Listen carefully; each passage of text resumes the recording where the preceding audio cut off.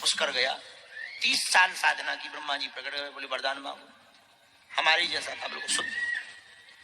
बोले अब आप मिल गए, क्या मांगो? नहीं नहीं मांगो, तुमने शंकर जी की विष्णु जी की भक्ति नहीं करी, हमारी करी, तो क्या हम वरदान नहीं दे सकते? हम भी देते।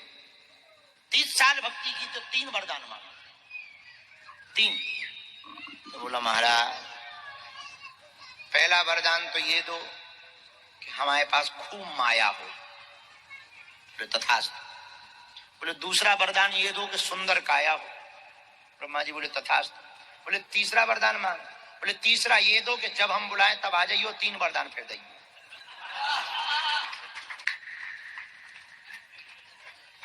अब ब्रह्मा जी फंसे कलयुगी चतुर के चक्कर में, कलयुगी भक्त के चक्कर में।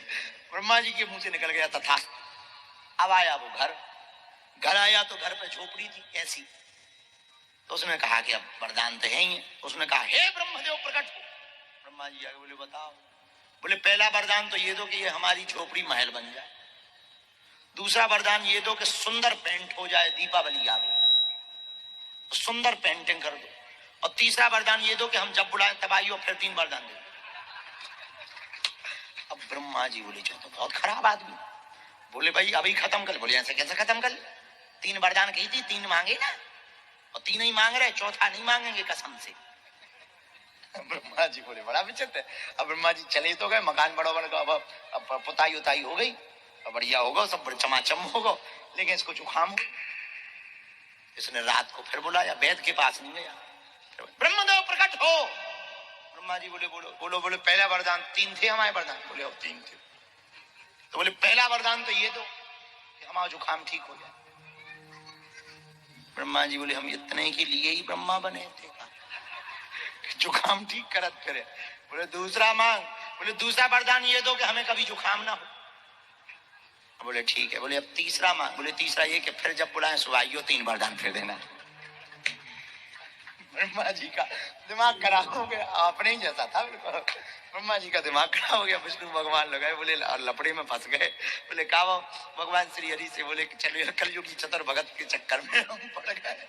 वो हर बार 3 वरदान के लास्ट में फेंके। और एक दिन तो उसने गजब ही कर।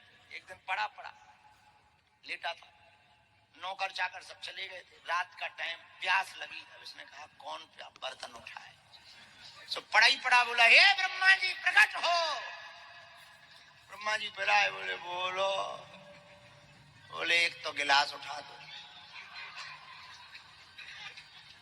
दूसरा पानी हिमालय का पीना है, और तीसरा वरदान ये चाहिए कि अभी चले तो जाओ, लेकिन जब बुलाइए सो आइयो। 3 वरदान फिर दे।